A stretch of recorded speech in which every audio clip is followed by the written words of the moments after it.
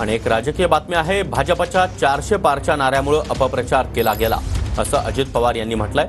आपण कुठे कमी पडलो याचं आम्ही आत्मचिंतन करू असं देखील अजितदादा म्हणाले।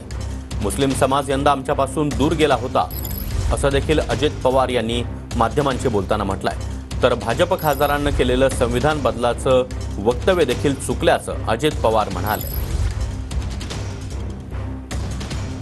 यावेळेस आम्हाला साधारण एक गोष्ट जाणवली, मुस्लिम समाज हा आमच्यापासून दूर गेलेला होता। संविधानाच्या बद्दलचा जो काही मुद्दा विरोधकांनी मांडला आणि यंदा 400 पार अबकी बार 400 पार हे यंदा संविधान बदलायचे, घटना बदलायची असं काहीतरी एक त्यांनी प्रचार केला आणि त्याही प्रचाराला मागासवर्गीय समाजाने थोडा बहुत प्रतिसाद दिला। म्हणजे मागासवर्गीय समाजामध्ये तो प्रचार त्यांच्या मनामध्ये बिंबवण्यात ते सगळे यशस्वी झाले।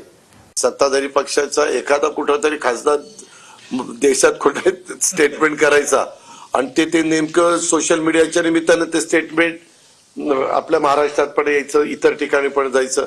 मग ते म्हणायचे काय त्याचं लोक त्यांच्यातला एक तर खासदार असं म्हणला।